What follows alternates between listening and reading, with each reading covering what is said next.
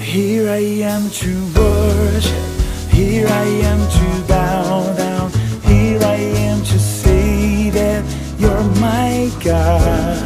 You're altogether lovely, altogether worthy.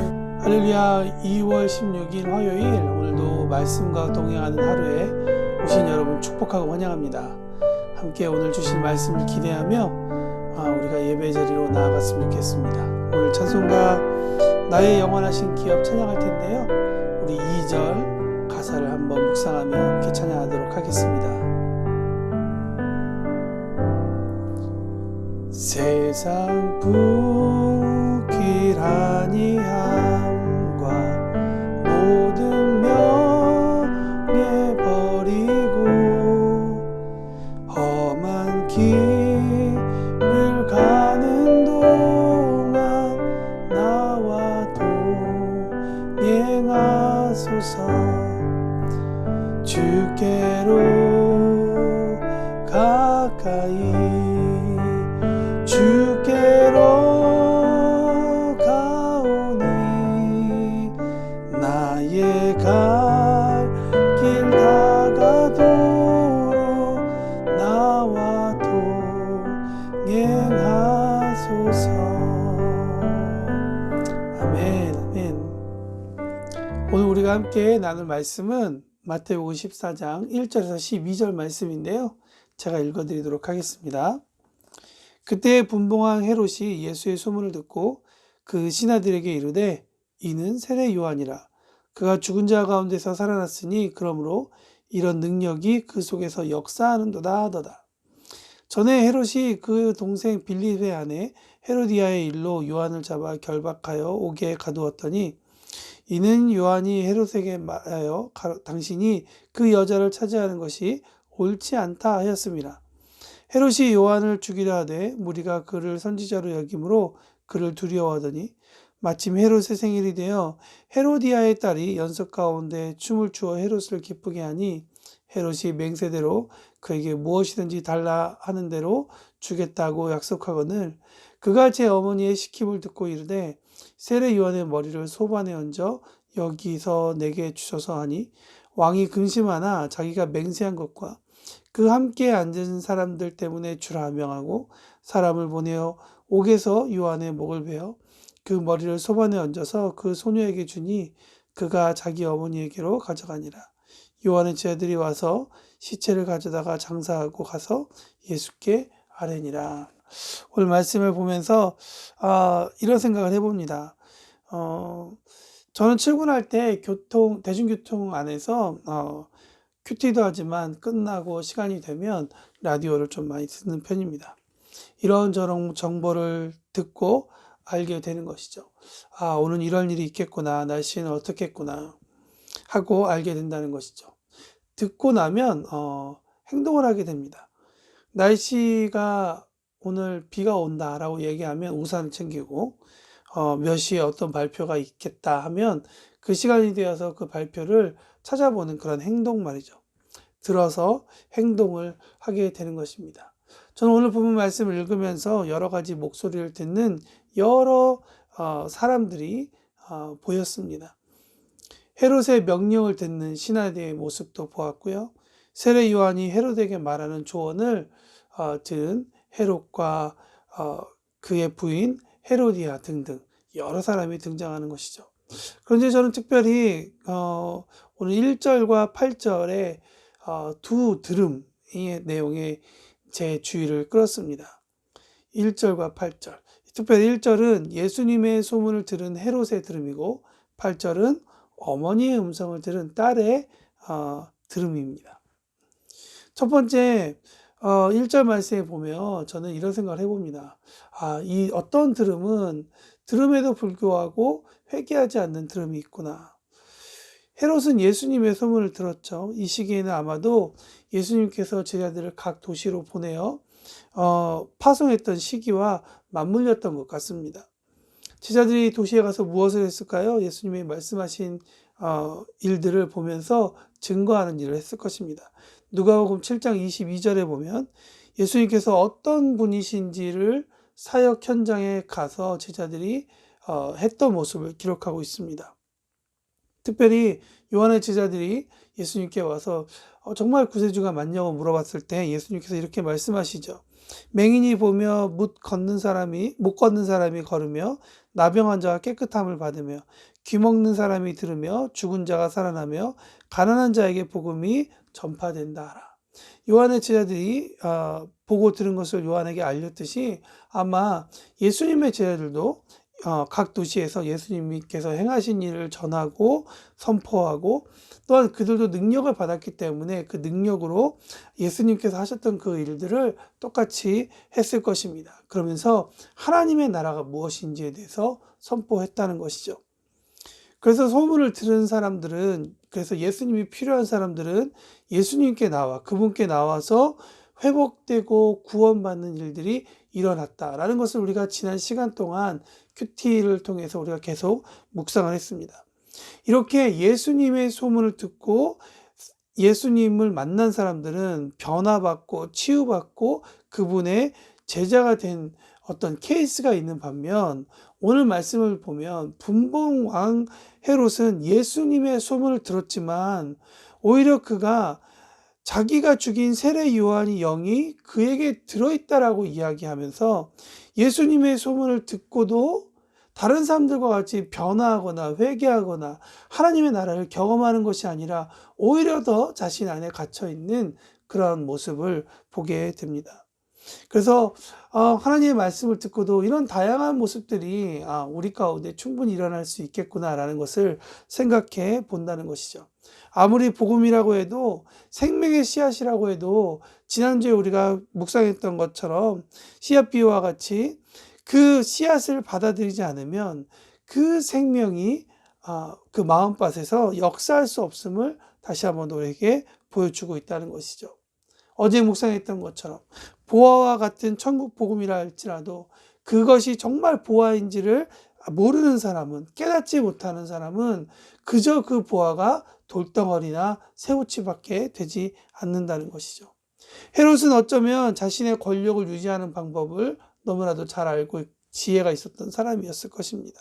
그러나 돈과 명예, 자기의 권력은 보았을지 모르겠지만 권력의 생명은 영원하지 못함을 알고서도 꼭 붙잡고 있는 그런 어리석은 모습을 보게 된다는 것이죠.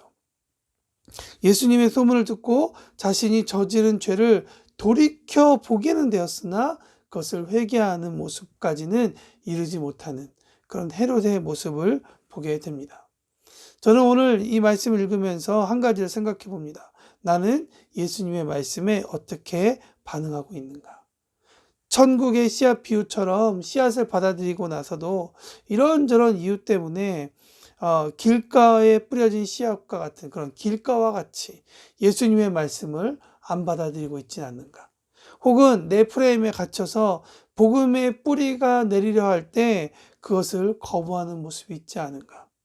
혹은 이런저런 아픔과 상처와 옛 기억 때문에 복음을 내가 왜곡히 받아들일 것인가? 라는 생각을 해봅니다. 복음으로 죄가 떠올랐지만, 죄가 기억했지만 회개하지 않은 헤롯의 모습. 오늘 나에게는 그런 모습이 없는지를 다시 한번 더 돌이켜보는 저와 여러분이 되었으면 좋겠습니다. 첫 번째 들음은 회개하지 않았던 그런 들음의 모습이었다면 두 번째는 욕망에 화답하는 들음이 있다는 것이죠. 여러분, 왜 헤롯이 세례 요한을 죽여야만 했을까? 조금 약간의 배경 지식이 좀 필요한데요. 여러분 생각해 보면 헤롯은 왕이었고 세례 요한은 옷도 허름하게 입고 광야에서 역청과 메뚜기를 먹고 사는 들판의 선지자였다고 성경은 기록하고 있습니다. 이 두 사람은 너무나도 큰 차이를 가지고 있었던 사람이죠. 그럼에도 불구하고 헤롯 왕이 아무것도 아닌 것 같은 세례 요한을 경계하고 죽이려 했었던 그 이유는 아마도 세례 요한이 가지고 있었던 그 영향력 때문이지 않았나 생각해 봅니다. 헤롯 왕에 대해서 분봉왕이라고 얘기하고 있는데요. 당시 이스라엘은 네 지역으로 나뉘어서 네 명의 지도자가 로마의 지배 아래 가운데 있으면서 그 지역을 다스렸습니다. 각 지역을 다스리는 사람을 우리 한국말 성경에는 분봉왕이라고 번역을 했고요. 헤롯은 갈릴리와 베레아 지역 가운데 다스리던 그런 왕이었습니다. 그는 주로 예수님이 활동하였던 갈릴리 지역보다는 베레아 지역, 그러니까 거기서는 주로 세례 요한이 활동했었던 지역이라고 이야기를 합니다. 그런데 왜 헤롯이 세례 요한을 죽이려 했을까요? 사실 분봉한 헤롯은 아라비아의 왕의 딸인 아레다와 결혼했습니다. 그런데 자기 아내를 버리고 헤롯 빌립과 결혼한 자기 친척과 결혼한 헤로디아를 유혹해서 자신의 아내로 삼아버리죠. 그래서 헤로디아로 하여금 자신의 남편을 버리게 되고 불법적인 재혼을 하게 됩니다. 이런 이유 때문에 세례 요한은 공공연하게 이 분봉한 헤롯을 비판했던 것이죠. 이 비판했던 소리를 헤롯이 들었던 것입니다. 자신의 아내를 버림으로써 아라비아와의 그 외교적 갈등으로 나라가 정치적으로 위기를 갖게 되었다라는 것. 또 헤롯은 이방인 출신이었지만 유대인이기도 했습니다. 그러나 그가 유대인이면 율법을 따라야 되는데 율법을 따르지도 않는 그의 모습을 보게 되었다는 것이죠. 이러한 모습 때문에 헤롯은 세례 요한의 이 도덕적인 문제, 그리고 민중들에게 비치는 그의 엄청난 영향력 때문에 쉽게 그를 건드리지 못했지만 언제나 그를 경계하고 있었던 모습을 보게 됩니다. 그러던 중에 옥에 가두게 되었고, 또 마침내 때가 되어서 자신의 생일에 연회를 베풀고, 그 연회를 베푼 가운데 헤로디아의 딸이 춤으로써 헤롯 왕을 기쁘게 하자 헤롯 왕은 그녀의 소원을 들어주기 위해 이렇게 많은 사람들 앞에서 공언합니다. 그때 헤로디아의 딸은 마치 미리 짜여진 각본인 것처럼 그녀의 어머니의 소리를 듣고 세례 요한의 머리를 구하게 되죠. 헤로디아는 자신의 죄를 파고드는 세례 요한을 끝내고 싶어 했고, 같은 마음의 헤롯은 그간 결심하지 못했던 행동을 이 기회를 삼아 제거하게 되었다는 것이죠. 헤롯과 헤로디아만 이런 행동을 한 것일까? 사실 우리가 말씀을 돌아보면 다윗도 자신의 욕구와 욕망을 위해 자신의 충신을 죽여가면서까지 그의 충신의 아내를 취하는 모습을 보게 된다는 것이죠. 더 올라가 보면 아담과 하와는 하나님과 같이 되기 위해서 먹지 말라는 하나님의 말씀을 깨고 선악과를 먹게 되는 것이죠. 모두가 죄가 파고드는 우리의 연약함 앞에서 말하는 유혹을 듣고 결국 그렇게 행동하게 된다는 것이죠. 그 행동의 결과는 무엇이었을까요? 죽음이었습니다.